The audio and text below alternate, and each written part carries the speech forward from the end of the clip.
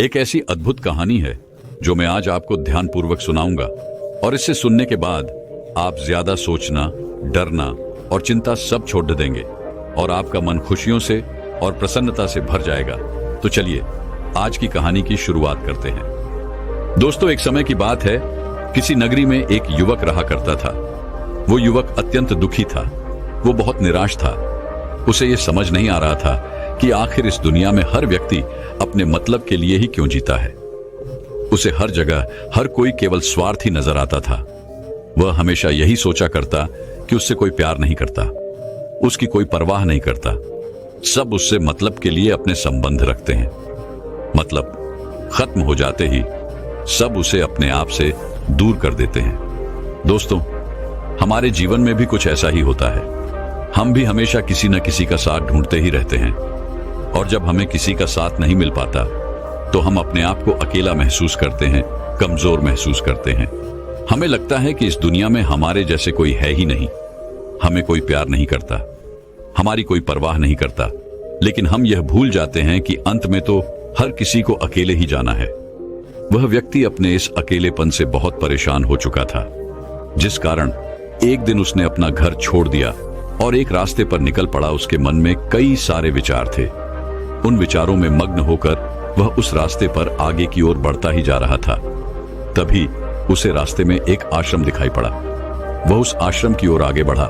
तभी उसने देखा कि एक गुरु अपने शिष्यों को ध्यान करना सिखा रहे हैं, और उन्हीं शिष्यों में से एक शिष्य ने अपने गुरु से कहा, है गुरु, आखिर यह ध्यान क्या है और इस ध्यान को करने से हमें क्या लाभ? तभी वह गुरु अपने उस शिष्य के इस सवाल का जवाब देते हुए कहते हैं, पुत्र, ध्यान ही सच है और ध्यान हमें अकेला कर देता है। हम जितने ज्यादा अकेले होते जाते हैं उतना ही हम ध्यान में उतरते चले जाते हैं, और यही अकेलापन तुम्हें सत्य के मार्ग पर ले जाता है, तुम्हें सत्य की प्राप्ति करवाता है। वह युवक आश्रम के बाहर खड़े होकर यह सब कुछ देख रहा था, सुन रहा था। जैसे ही उसने उन गुरुवर के मुख से यह सारी बातें सुनी, वह दौड़ा दौड़ा उन गुरुवर के पास आया और कहने लगा, है गुरुवर, यदि ध्यान हमें अकेला कर देता है तो इसका मतलब यह हुआ कि मैं इन सब चीजों में श्रेष्ठ हूं।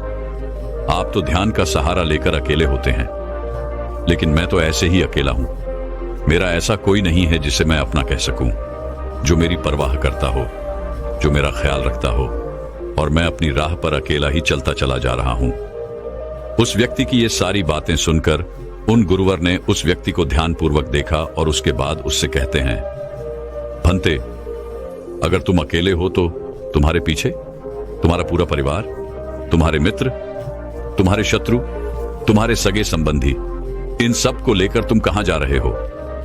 उन गुरुवर के मुख से यह बात सुनकर वह व्यक्ति चौंक उठा और उसने तुरंत ही पीछे मुड़कर देखा तो वहां पर कोई नहीं था। तभी वह उन गुरुवर से कहता है गुरुवर, कौन है मेरे पीछे? कोई तो नहीं, न मेरे परिवार वाले, न मेरे मित्र, न मेरे शत्रु, और न ही मेरे सगी संबंधी।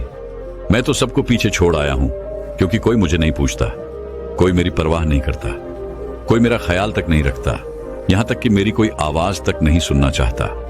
लेकिन जब किसी के ऊपर कोई समस्या आती है तो वह मुझे अवश्य याद करता है, पर बाकी समय पर वह मुझे पूछते तक नहीं। उन्हें यह तक खबर नहीं होती कि मैं किस हाल में हूं, मैं जिंदा भी हूं या नहीं। उन सबको इन सब चीजों से कोई फर्क नहीं पड़ता। उन गुरुवर ने उस व्यक्ति की यह सारी बातें ध्यानपूर्वक सुनी और उसके बाद उस युवक से कहते हैं, भंते, तुम सही कह रहे हो, लेकिन जब तक तुम इन सभी को छोड़कर नहीं आते तब तक तुम भला अकेले कैसे हो सकते हो? वह व्यक्ति एक बार फिर से आश्चर्यचकित होकर पीछे मुड़कर देखता है और फिर उन गुरुवर से कहता है गुरुवर, यहां पर तो कोई नहीं है, मैं अकेला ही यहां पर आया हूं। लग रहा है कि आप मेरा मजाक उड़ा रहे हैं। मेरे पीछे कोई नहीं है, आप खुद देख सकते हैं, तो फिर आप ऐसा क्यों कह रहे हैं कि जाओ और इन्हें छोड़कर आओ? जब मेरे साथ कोई है ही नहीं तो मैं भला उन्हें कहां छोड़ूं, कैसे छोड़ूं? उस युवक की ये सारी बातें सुनकर वह गुरुवर मुस्कुराने लगे और उस युवक से कहते हैं, भंते, आखिर तुम मुझसे क्या चाहते हो? इस पर वह युवक उन गुरुवर से कहता है गुरुवर, मैं आपका शिष्य बनना चाहता हूं, मुझे कोई साथी चाहिए, मुझे अपना शिष्य बना लीजिए, मैं जीवन भर आपका आभारी रहूंगा। उस युवक की यह बातें सुनकर उन गुरुवर ने कहा, भंते, तुम चाहो तो यहां पर 1 महीने रह सकते हो। उसके बाद ही मैं यह निर्णय कर पाऊंगा कि क्या मुझे तुम्हें अपना शिष्य बनाना चाहिए या फिर नहीं। लेकिन तुम्हें मेरी एक बात माननी होगी। तुम्हें इन 30 दिनों के अंदर ध्यान का अभ्यास करना होगा। अगर तुम ये कर सकते हो तो तुम यहां पर अगले 1 महीने के लिए रुक सकते हो, अन्यथा तुम्हारे लिए यहां पर कोई जगह नहीं। उस व्यक्ति ने काफी सोच विचार कर उन गुरुवर से कहा, है गुरुवर, आप जैसा कहेंगे मैं वैसा ही करूंगा। आप चाहते हैं कि मैं इन 30 दिनों में ध्यान का अभ्यास करूं, तो मैं यह करने के लिए तैयार हूं। उस व्यक्ति ने उन गुरुवर की बात मान ली और आश्रम में ही रुक गया। अगले दिन सुबह सुबह वह गुरुवर उस व्यक्ति के पास आए और उस व्यक्ति से कहने लगे, भंते, तुम किससे बात कर रहे हो? तुम्हारा ध्यान कहां है? इस पर वह व्यक्ति जवाब देते हुए कहता है गुरुवर, मेरे साथ तो कोई नहीं है, मैं भला किससे बात करूंगा, मैं तो अकेला हूं। तभी वह गुरुवर उस व्यक्ति से कहते हैं, ठीक है, लेकिन अब ध्यान लगाओ, क्योंकि तुमने मुझे वचन दिया था कि इन 30 दिनों में तुम ध्यान का अभ्यास करोगे। उन गुरुवर के कहने पर वो व्यक्ति ध्यान करने बैठ जाता है। लेकिन पहले दिन उसे ध्यान करने में बहुत तकलीफें आती हैं, बहुत सारी परेशानियों का सामना करना पड़ता है। यहां तक कि वो ढंग से लगातार बैठ भी नहीं पा रहा था। उसके पैर मानो सुन्न से हो जाते और उसका पैर मानो काम करना ही बंद कर देता। ये सारी बातें वह गुरुवर देख रहे थे। तभी उन गुरुवर ने उस व्यक्ति से कहा, बनते, तुम जितना देर चाहो उतना देर बैठ सकते हो। ये ऐसा कोई जरूरी नहीं है कि तुम एकाएक लगातार बैठे ही रहो। यदि तुम्हें थोड़ी तकलीफ है तो तुम उठ सकते हो, टहल सकते हो और फिर आकर बैठ सकते हो। इतना कहकर वह गुरुवर वहां से चले गए। अगले दिन सुबह सुबह फिर वह उस व्यक्ति के पास आए और उस व्यक्ति से कहने लगे, भंते कौन है? किससे बातें कर रहे हो? कोई आया है क्या? उन गुरुवर की इस बात का जवाब देते हुए वह व्यक्ति उन गुरुवर से कहता है गुरुवर, यहां पर तो कोई नहीं है, आप खुद देख लीजिए, मैं भला किससे बातें करूंगा।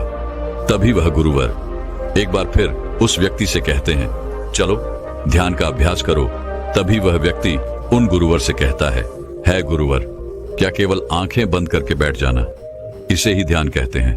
अगर इसे ही ध्यान कहते हैं तो यह तो बड़ा ही आसान है और इसे तो कोई भी कर सकता है। केवल आंखें बंद करके बैठना ही तो है। इसका जवाब देते हुए वह गुरुवर उस व्यक्ति से कहते हैं, भंते, केवल आंखें बंद करके बैठ जाना इसे ध्यान नहीं कहते। ध्यान करने के लिए तुम्हें अपने मन को एकाग्र करना होगा। अपने मन को किसी एक चीज पर लगाना होगा। वह कोई भी चीज हो सकती है, बाहर की कोई आवाज या तुम्हारे भीतर से आने वाली ये सांसें, इन सांसों के अंदर और बाहर होने की आवाज। तुम ऐसी किसी भी चीज पर ध्यान लगा सकते हो जो लगातार वर्तमान समय में घट रही है, ताकि तुम्हारा पूरा ध्यान उस चीज पर एकाग्र हो और तुम्हारा ध्यान कहीं भी भटके नहीं, जिस कारण तुम उस पर ध्यान लगा पाओगे। और एक बात और याद रखना, जब तुम उस चीज पर ध्यान लगाओगे तो तुम्हारा ध्यान हटना नहीं चाहिए। इतना कहकर वह गुरुवर वहां से चले गए। अगले दिन जब वह सुबह सुबह एक बार फिर उस व्यक्ति से मिलने आए तो उन्होंने एक बार फिर उस व्यक्ति से कहा, भंते, आज कौन आया है? किससे बातें कर रहे हो? बड़ी जोर जोर से आवाज आ रही है। तुम यहां पर खुद शांति पाने आए हो या फिर दूसरों को अशांत करने के लिए? वह व्यक्ति उन गुरुवर से कहता है गुरुवर, पर यहां पर तो कोई है ही नहीं, तो मैं भला किससे बात करूंगा? यहां तक कि अभी तक मेरे मुख से एक शब्द तक नहीं निकला है, तो फिर आपको कैसे जोर जोर की आवाजें कहां से आ रही हैं? और जब मैंने एक शब्द भी नहीं बोला तो मैं भला दूसरों के लिए अशांति का कारण कैसे बन सकता हूं? तभी वह गुरुवर उस व्यक्ति से कहते हैं, ठीक है, चलो ध्यान का अभ्यास करो। तभी वह व्यक्ति उन गुरुवर से कहता है गुरुवर, मेरा एक प्रश्न है, क्या मैं आपसे पूछ सकता हूं? तभी वह गुरुवर उस व्यक्ति से कहते हैं, पूछो, तुम्हें क्या पूछना है? तभी वह व्यक्ति उन गुरुवर से कहता है गुरुवर, आप कहते हैं किसी भी एक चीज पर ध्यान लगाओ जो वर्तमान समय में घट रही हो, उस पर अपना पूरा ध्यान लगा दो। लेकिन जब मैं अपनी सांसों पर या फिर किसी ऐसी चीज पर ध्यान लगाने का प्रयास करता हूं जो लगातार घट रही है, तो मेरा ध्यान लगातार नहीं रह जाता। मैं पल पल भटकता रहता हूं। कभी मुझे कुछ याद आने लगता है तो कभी मुझे कुछ और याद आने लगता है। वो पुरानी चीजें, वो पुरानी यादें मेरा पीछा नहीं छोड़ती। आपके कल यहां से चले जाने के बाद मैंने ध्यान करने के लिए बहुत प्रयास किया, लेकिन वह पुरानी यादें बार बार मुझे याद आ रही थी, जिस कारण मैं एक चीज पर ध्यान लगा ही नहीं सका। तो अब मुझे क्या करना चाहिए? उस व्यक्ति की यह सारी बातें सुनकर वह गुरु मुस्कुराने लगे और वहां से चले गए। उन गुरुवर की हंसने की वजह उस व्यक्ति को समझ नहीं आई। अगले दिन सुबह सुबह एक बार फिर वह गुरु उस व्यक्ति के पास पहुंचे और कहा, भंते, ये तुम क्या कर रहे हो? इतना आलस, चारों ओर आलस ही आलस फैला हुआ है। अपने पास से आलस को भगाओ, अन्यथा यह तुम पर हावी हो जाएगा और फिर तुम हमेशा इसके अधीन बनकर रहोगे। तभी वह व्यक्ति गुरुवर से कहता है गुरुवर, आप तो रोज एक ही बात कहते हैं कि यहां पर कोई है, लेकिन मुझे तो कोई नजर आता ही नहीं। आप ही बताइए, यहां पर कौन है? तभी वह गुरु वह उस व्यक्ति से कहते हैं, ठीक है, चलो अभ्यास के लिए चलते हैं। तभी वह व्यक्ति उन गुरुवर से कहता है गुरुवर, मेरा एक प्रश्न है, आपकी आज्ञा हो तो मैं आपसे पूछना चाहता हूं। है गुरुवर। उस व्यक्ति से कहते हैं, हाँ पूछो, क्या प्रश्न है तुम्हारा? तभी वह व्यक्ति उन गुरुवर से कहता है गुरुवर, आपकी कृपा से अब मैं पहले से बेहतर तरीके से ध्यान कर पा रहा हूं, लेकिन अभी भी मुझे एक समस्या आ रही है, और वह यह है कि जब भी मैं अपनी सांसों पर ध्यान देता हूं तो मेरा मन एकाग्र तो होता है और मैं पहले से ज्यादा और अच्छी तरह से ध्यान भी लगा पाता हूं, लेकिन ध्यान लगाते लगाते मुझे नींद आने लगती है और मैं सो जाता हूं। फिर उसके बाद मुझसे ध्यान नहीं हो पाता। उसके बाद केवल बस मुझे नींद ही नींद आती रहती है और मैं ध्यान की तरफ फिर अपने आप को मोड़ नहीं पाता। उस व्यक्ति की यह बात सुनकर वह गुरुवर उस व्यक्ति से कहते हैं, यह तो अच्छी बात है। इतना कहकर वह वहां से चले जाते हैं। 5वें दिन जब सुबह सुबह वह गुरुवर उस व्यक्ति के पास पहुंचते हैं तो वे कहते हैं, भंते, तुमने इतने लोगों को क्यों बुला रखा है? इतने सारे लोग तुम्हें ध्यान नहीं करने देंगे। तुमने इतने सारे लोगों को क्यों बुलाया है? इन्हें यहां से जल्दी भेजो। मुझे ये बिल्कुल नहीं पसंद। तुम तो यहां पर अकेले आए थे जैसा कि तुमने कहा, तो फिर इतने सारे लोगों को तुमने आज क्यों बुला रखा है? इन्हें अभी के अभी वापस छोड़कर आओ। तभी वह व्यक्ति उन गुरुवर के बारे में मन ही मन ये सोचता है कि लगता है गुरुवर पागल हो चुके हैं। जब भी रोज आते हैं तो हमेशा एक ही बात कहते हैं कि यहां पर कोई है, लेकिन मुझे तो कोई नजर ही नहीं आता। बड़ी विनम्रता से उन गुरुवर से कहा, है गुरुवर, शायद आपकी आंखें जो देख पा रही हैं वह मैं नहीं देख पा रहा हूं। मुझे तो यहां पर कोई नजर नहीं आता। फिर आपको कैसे? यहां पर लोग ही लोग नजर आ रहे हैं। फिर गुरुवर उस व्यक्ति से कहते हैं, अच्छा ठीक है, चलो अब ध्यान का अभ्यास करते हैं। तभी वह व्यक्ति उन गुरुवर से कहता है गुरुवर, मुझे ध्यान के वक्त नींद आती थी। जैसा कि मैंने आपको बताया था, उस पर तो मैंने नियंत्रण पा लिया, लेकिन अब जब भी मैं ध्यान करने बैठता हूं, किसी एक चीज पर अपना ध्यान केंद्रित करता हूं, तो मेरे मन में विचारों का सैलाब होता है। मानो विचारों की बाढ़ सी आ जाती है। इतने विचार तो आंख खोलकर भी मैंने कभी नहीं देखे होंगे, जितने की आंखें बंद करने के बाद मुझे नजर आते हैं। और इन विचारों में कुछ ऐसे विचार भी मेरे मन में आते हैं जिनके बारे में आज तक मैंने सोचा तक नहीं है। मुझे उनके बारे में कुछ भी नहीं पता। यह सब क्यों हो रहा है गुरुदेव? उन गुरुवर ने उस व्यक्ति की यह बात सुनकर उस व्यक्ति से कहा, अच्छा ऐसा हो रहा है। इतना कहकर वह गुरुवर वापस चले गए। अगले दिन सुबह सुबह वह गुरुवर एक डंडा लेकर उस युवक के पास पहुंचे और एक डंडा जड़ते हुए उस युवक से कहते हैं, मैंने तुम्हें पहले ही कहा है, इतने सारे लोग मुझे पसंद नहीं, तुम्हें इन्हें छोड़कर आना होगा। आखिर तुम रोज रोज इन्हें क्यों ले आते हो? इतनी भीड़ इकट्ठा करके तुम्हें क्या लाभ? आज के बाद यह यहां पर नहीं आने चाहिए। इस बात का ख्याल रखना। यदि आज के बाद यहां पर कोई भी नजर आया और तुम्हारी बक बक मुझे सुनाई पड़ी, तो मैं तुरंत ही तुम्हें इस आश्रम से निकाल दूंगा। तभी वह व्यक्ति बड़ी विनम्रता से उन गुरुवर से कहता है गुरुर, मुझे तो यह समझ नहीं आता कि मुझे कोई नजर ही नहीं आता, लेकिन आप रोज एक ही बात कहते हैं कि यहां पर मैंने भीड़ इकट्ठी कर रखी है।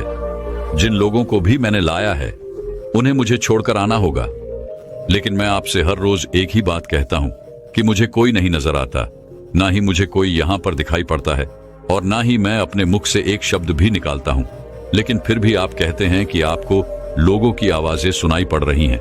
तभी वह गुरुवर है उस व्यक्ति की इस बात का जवाब देते हुए कहते हैं, क्या तुम्हारे मित्र, तुम्हारे परिवार वाले, तुम्हारे सगे संबंधी, तुम्हारे शत्रु, तुम्हारी इच्छाएं, तुम्हारी वासनाएं, ये सब क्या तुमसे मिलने नहीं आते? वह व्यक्ति उन गुरुवर से कहता है, नहीं गुरुदेव, मुझसे कोई मिलने नहीं आता। मैं तो यहां पर अकेला ही आया था और अभी भी मैं अकेला ही हूं, मेरा कोई नहीं। तभी वह गुरु व क्रोधित होकर उस झंडे से उस व्यक्ति पर एक और प्रहार करते हैं और कहते हैं, अभी बैठो, अभी ध्यान लगाओ, और यदि तुम्हारे ध्यान में कोई भी आता है तो मुझे बताओ। वह व्यक्ति उन गुरुवर की बात मान लेता है और तुरंत ही ध्यान करने बैठ जाता है। कुछ देर तक तो वह काफी शांत रहता है, लेकिन कुछ देर बाद ही वह उन गुरुवर से कहता है गुरुदेव, मेरा भाई मुझसे मिलने आया है, साथ में मेरे पिताजी भी हैं। दोनों बहुत दुखी हैं क्योंकि मैं उन्हें छोड़कर यहाँ जो चला आया हूँ। मेरे भाई की तबीयत भी कुछ ठीक नहीं लग रही। वह मुझे बुला रहे हैं। मेरे बड़े भाई की पत्नी अर्थात मेरे भाभी मेरे बड़े भाई के साथ अच्छा व्यवहार नहीं कर रही, और तो और मेरी प्रेमिका भी आई हुई है। वह मुझसे पूछ रही है कि क्या तुम मुझसे शादी करोगे या फिर मैं किसी और से शादी कर लूं। वह भी बहुत दुखी नजर आ रही है। और इतना ही नहीं, मेरे कुछ मित्र भी पीछे खड़े हैं जिनसे मैंने कुछ कर्ज लिए थे। आज वो मुझसे अपना कर्जा मांगने आए हैं, मुझे धोखेबाज कह रहे हैं, मुझे अपशब्द बोल रहे हैं, और वो साथ में मेरे कुछ शत्रुओं को भी लाए हैं।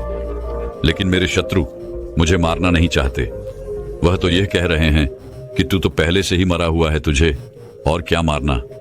इतना कहकर वह व्यक्ति कुछ देर के लिए शांत हो गया, लेकिन उसी के बाद फिर कुछ देर बाद वह एक बार फिर से उन गुरुवर से कहने लगा है, गुरुवर, अब मेरे पास एक बहुत बड़ा घर है, इसे मैंने खरीद लिया है।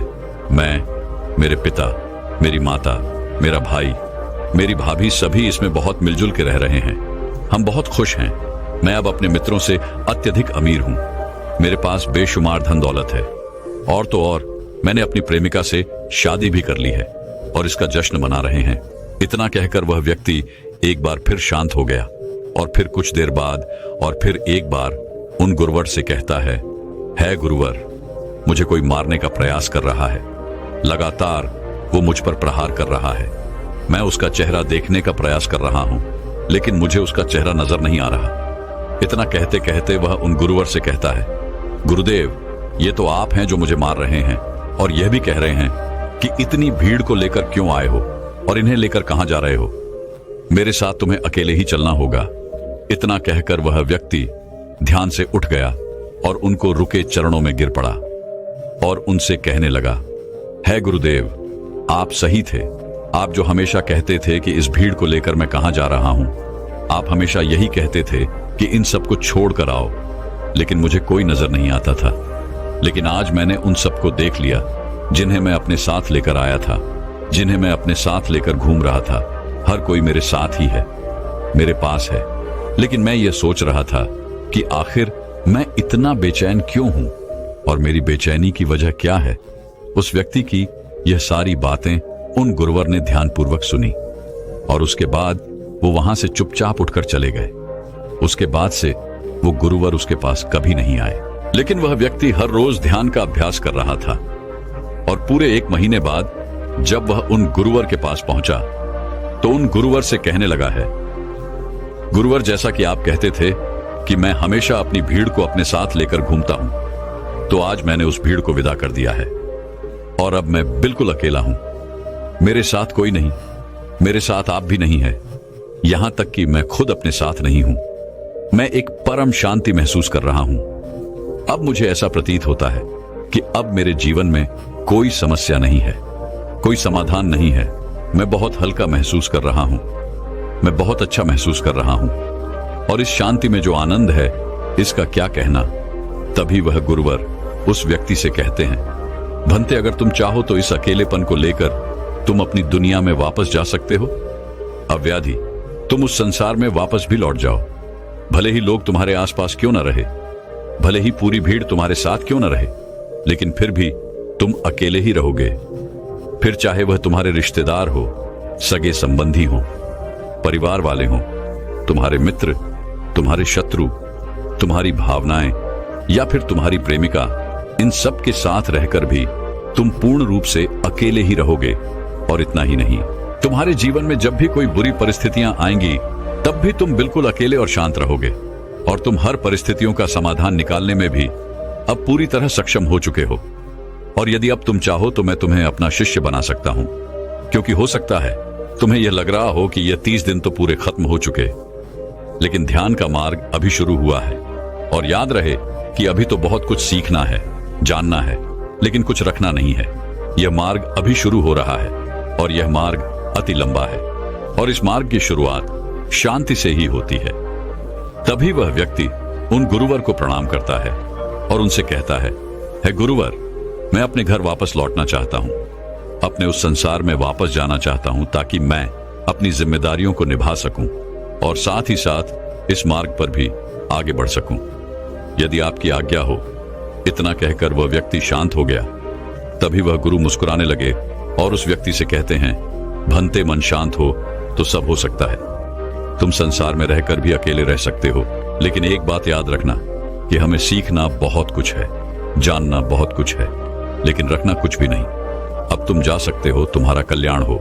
तो दर्शकों, चलिए अब ज्यादा सोचने के ऊपर अगली कहानी की शुरुआत करते हैं। संपूर्ण मानव जाति एक दौड़ में लगी हुई है, एक ऐसी दौड़ जो कभी पूरी नहीं होती, जो उसके जन्म के साथ शुरू होती है और मरने तक उसका पीछा नहीं छोड़ती। लेकिन क्या कभी आपने ध्यान दिया है कि यह दौड़ किस चीज की है? जरा ठहर कर खुद से पूछिए कि आप किसके पीछे दौड़ रहे हैं और वास्तव में क्या यह दौड़ कभी पूरी हो सकती है? जिन भौतिक सुख सुविधाओं को इकट्ठे करने में इंसान लगा रहता है, क्या वास्तव में वो भौतिक सुख सुविधाएं उसे शांति या फिर आनंद प्रदान कर सकती है?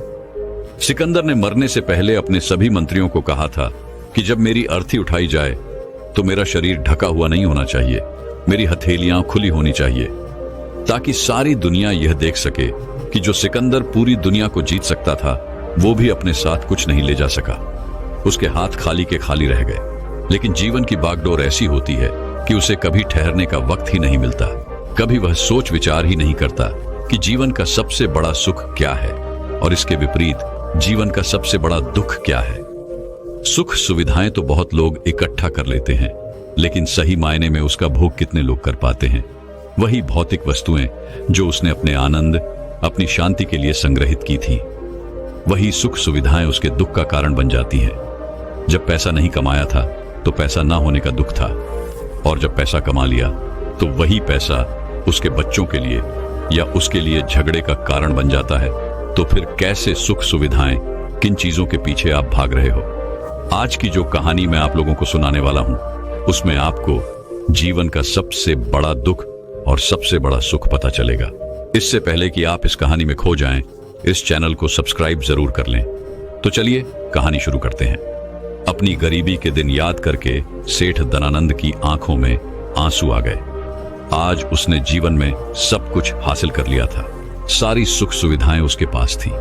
घर में नौकर चाकर थे, हजारों लोग उसके नीचे काम करते थे, जो उसकी एक आवाज पर उसके पास खड़े होते थे। लेकिन फिर भी आज सब कुछ हासिल कर लेने के बाद भी वो दुनिया में अपने आप को सबसे गरीब आदमी समझ रहा था। आखिरकार अपनी गरीबी के दिन याद करके उसकी आंखों में आंसू आ गए। उसके पास कुछ नहीं था, लेकिन तब भी वो प्रसन्न रहता था। लेकिन आज सब कुछ होने के बाद भी वो प्रसन्न नहीं था। और दुनिया में वही आदमी सबसे गरीब होता है जो सब कुछ होते हुए भी अकेला महसूस करता है। उसे एहसास होने लगा था कि धन संपदा या भौतिक सुख सुविधाएं उसके मन की पूर्ति नहीं कर सकती। लेकिन अब तो बहुत देर हो चुकी थी। उसका पूरा जीवन बीत चुका था। अब पूरे जीवन की कमाई उसे व्यर्थ लगने लगी। उसे लगने लगा कि उसने जो कुछ कमाया वो सब यूं ही था, व्यर्थ था। ये एहसास उसे जीवन में पहले कभी नहीं हुआ था। काश उसे ये एहसास पहले हो गया होता तो वह ठहर जाता, रुक जाता, रुककर चिंतन करता कि जो चीज वह इकट्ठी कर रहा है, क्या वास्तव में वह इकट्ठी करने लायक है? अगर उसे यह बात पहले पता चल गई होती तो वो अपने जीवन में सार्थकता खोजने की कोशिश करता। वो उस रहस्य के बारे में खोज करता जो उसके मन की पूर्ति करता, जो उसका अकेलापन दूर करता, जो उसके जीवन को संपूर्ण बना देता। उसने अपने दोनों बेटों को अपने पास बुलाया और उन्हें जीवन की सीख समझाने की कोशिश करने लगा। सेठ ने अपने बेटों से कहा कि बेटा, मेरे को तो जीवन में कोई बताने वाला नहीं था, सही रास्ता दिखाने वाला कोई था ही नहीं, इसलिए मैं उस रास्ते पर चलता रहा जिसका कोई अंत नहीं था। और आखिर में पहुंचकर मुझे महसूस हुआ कि जितना रास्ता मैं तय करके आया हूं, उतना ही रास्ता बाकी और है। शायद मैं गलत रास्ते पर निकल पड़ा था और अब इतना समय नहीं बचा कि मैं नए रास्ते पर फिर से नया सफर शुरू करूं। उसने अपने दोनों बेटों से कहा कि बेटा पता है दुनिया में सबसे बदनसीब आदमी कौन होता है? वो जिसके पास सब कुछ होते हुए भी कुछ नहीं होता, जो अपने आप को सब कुछ होते हुए भी अकेला महसूस करता है। भला इससे बड़ा दुख, इससे बड़ी बदनसीबी और क्या हो सकती है? यह सुनकर उसके बड़े बेटे ने कहा कि पिताजी, सब कुछ तो आपके पास है, धन संपदा, पूरा परिवार, सारी खुशियां आपके पास है, लेकिन फिर भी आप अपने आप को बदनसीब क्यों समझते हैं? उसका बड़ा बेटा वह नहीं समझ पा रहा था जो उसके पिता उसे समझाने की कोशिश कर रहे थे। फिर भी उसने अपनी बात को समझाने की कोशिश करते हुए कहा, अभी तुम्हें लगता है कि जीवन में तुम्हारे पास सब कुछ है। मुझे भी तुम्हारे उम्र में ऐसा ही लगता था, लेकिन अब मैं बूढ़ा हो चला हूं।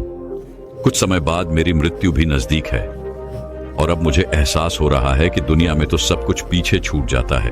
घर, परिवार, रुपया, पैसा, धन संपदा, सब कुछ यही रह जाता है और आखिर में मेरे साथ जाएगा क्या?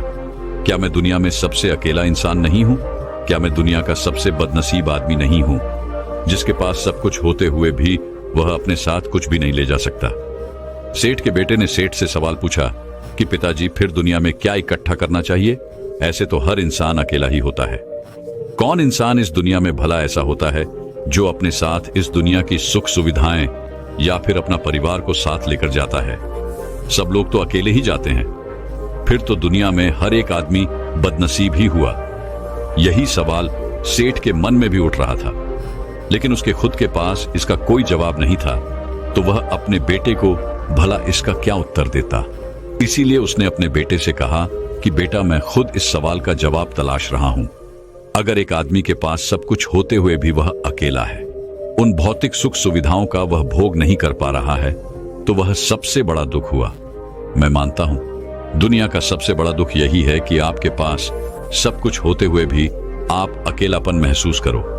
लेकिन इसके विपरीत दुनिया का सबसे बड़ा सुख क्या हो सकता है? इस सवाल का जवाब तो मेरे बेटे मुझे भी नहीं पता। इसीलिए मैं यह चाहता हूं कि मेरे मरने से पहले जिस सवाल का जवाब मुझे नहीं मिला, वह जवाब तुम अपने जीवन में ढूंढो। और यकीन मानो, अगर तुमने अपने जीवन में इस सवाल का जवाब ढूंढ लिया तो तुम दुनिया के सबसे सुखी इंसान कहलाओगे। यह कहानी सुनाकर गुरु ने अपने शिष्यों से सवाल पूछा कि दुनिया में सबसे बड़ा सुख क्या होता है? सभी शिष्य ध्यानपूर्वक अपने गुरु की यह कहानी सुन रहे थे। संध्या का समय था। धीमी धीमी हवा चल रही थी, जिससे कि पेड़ की पत्तियां हिल रही थीं। आसमान में पक्षी सहचा रहे थे। सूर्य अस्त होने को आया था और सभी शिष्य अपने गुरु से इस सवाल का जवाब जानना चाहते थे। लेकिन इससे पहले ही गुरु ने अपने शिष्यों से सवाल पूछ लिया। इसका उत्तर देते हुए एक शिष्य ने कहा कि गुरुदेव, दुनिया में सबसे सुखी इंसान वही है जिसका शरीर सुखी है। अगर आपके शरीर में बीमारियां हैं तो आपके पास कितनी भी भौतिक सुख सुविधाएं हों, आपके लिए वो व्यर्थ है। और इसके विपरीत अगर आपका शरीर सुखी है, अगर आपका शरीर स्वस्थ है, तो चाहे आपके पास कुछ भी नहीं हो, लेकिन उसके बावजूद आप अपने जीवन में सुखी रहोगे। इसीलिए संसार का सबसे बड़ा धन हमारा शरीर होता है। यह सुनकर दूसरे शिष्य ने उसका विरोध करते हुए कहा कि गुरुदेव, दुनिया में बहुत से लोग ऐसे हैं जिनका शरीर एकदम स्वस्थ है, लेकिन बावजूद इसके वो अपने जीवन में सुखी नहीं है। मैं मानता हूं कि जीवन में सबसे ज्यादा सुखी वही इंसान है जिसका मन सुखी है। गुरु ने अपने इस शिष्य से सवाल किया कि अच्छा ये बताओ कि मन को सुखी किस प्रकार किया जा सकता है। इसका जवाब देते हुए उस शिष्य ने कहा कि गुरुदेव, मन कभी भी संतुष्ट नहीं होता है। अगर हम किसी प्रकार मन को संतुष्ट करना सीख लें तो फिर हम किसी भी परिस्थिति में आनंद और शांति से रह सकते हैं। लेकिन समस्या यही होती है कि मन का भला कभी होता ही नहीं है। मन को चाहे कितना भी खिला दो, लेकिन उसकी भूख कभी पूरी नहीं होती। चाहे उसको कितना ही धन दे दो, लेकिन बावजूद इसका लालच बढ़ता ही जाता है। अब गुरु ने सभी शिष्यों को समझाना शुरू किया। गुरु ने कहा कि अज्ञानतावश मनुष्य कभी यह समझ नहीं पाता कि उसका मन हमेशा से खाली था, लेकिन व्यर्थ की चिंताएं, व्यर्थ के लक्ष्य अपने जीवन में बनाकर उसने अपने मन को बांध लिया। जिस मन की प्रवृत्ति हमेशा खाली रहने की थी, उसने उस मन को कूड़े कचरे से भर लिया। इसीलिए वह मन जो बचपन में हमेशा खाली रहता था, हर चीज में, हर खेल में आनंद ढूंढ लेता था, अकेले में भी आनंद पूर्वक, शांति पूर्वक रहता था। अब वही मन सब कुछ मिल जाने के बाद भी हमेशा दुखी रहता है। लेकिन अगर इंसान सिर्फ वर्तमान में रहना सीख ले, सिर्फ इतना सा होश प्रकट कर ले कि उसे हमेशा वर्तमान में रहना है, ना तो भविष्य की कल्पनाओं में, ना अतीत की यादों में, सिर्फ वर्तमान में, सिर्फ इस एक सूत्र से वो अपने पूरे जीवन को बदल सकता है। वर्तमान में रहकर सभी सूक्ष्म सुविधाओं का भोग करना, पूर्ण होश के साथ, पूर्ण आनंद के साथ हर एक चीज का भोग करना, सिर्फ यही जीवन को सुखी बना सकता है। हम हर चीज को, हर काम को, हर रिश्ते को आधे अधूरे मन से निभाते हैं। जैसे कि खाना खाते समय हमारा दिमाग कहीं रहता है, हमारा शरीर कहीं रहता है, और इसीलिए जब शरीर और मन में दूरी पैदा होती है तो उससे तनाव पैदा होता है। अगर आपका शरीर और आपका मन और मस्तिष्क सभी एक जगह पर संगठित होना सीख लें, तो फिर आप अपने जीवन में उस शांति, उस आनंद का एहसास कर पाएंगे जो बड़े बड़े योगी पहाड़ों में तपस्या करके प्राप्त करते हैं। लेकिन इसके लिए जीवन में ज्ञान के प्रकाश का उदय होना बहुत आवश्यक है, क्योंकि अज्ञानता में आप अपने मन को कभी नहीं समझ पाएंगे। मन को समझना इस दुनिया का सबसे कठिन कार्य होता है। अगर आप अपने मन को जबरदस्ती वर्तमान में खींच कर लाने की कोशिश करेंगे तो आप बहुत जल्दी परेशान हो जाएंगे। ये कार्य बड़े धीरे धीरे, बड़ी निष्ठा और प्रेम के साथ किया जाता है, बड़े संयम के साथ किया जाता है। अगर आप इसको जबरदस्ती करने की कोशिश करेंगे तो आप तनाव में आ जाएंगे, आप बहुत जल्दी हार मान लेंगे। इसलिए कदम कदम पर आगे बढ़ा जाए तब मंजिल सामने ही है। और यह कहकर गुरु ने सभी शिष्यों से कहा कि अब हम ध्यान करेंगे। ध्यान करने से मनुष्य का मन, उसका मस्तिष्क वर्तमान में स्थापित होना सीख जाता है। धीरे धीरे प्रतिदिन ध्यान का अभ्यास करने से वह उस आनंद और शांति का अनुभव कर पाता है जो सांसारिक वस्तुओं में कहीं नहीं मिलता, जो किसी भौतिक सुख सुविधा में नहीं मिलता। और इसके बाद सभी शिष्य अपने गुरु के साथ ध्यान में लीन हो गए। दोस्तों, मैं उम्मीद करता हूं कि यह कहानी सुनने से आपके जीवन में अच्छे बदलाव आए होंगे। आपको इस वीडियो से क्या सीखने मिला ये कमेंट करके जरूर बताएं, और अपने परिवार, दोस्तों या आपके करीबी इंसान के साथ ये कहानी शेयर करके उन्हें भी इस ज्ञान से परिचित करवाएं। बाकी अगर आपको ये वीडियो दिल से अच्छी लगी हो तभी इस वीडियो को लाइक कर देना, और आपने अब तक इस चैनल को सब्सक्राइब न किया हो तो चैनल को सब्सक्राइब भी जरूर कर देना। आपका हर दिन शुभ हो और खुशियों से आपका जीवन भरा रहे। धन्यवाद। नमो बुद्धाय।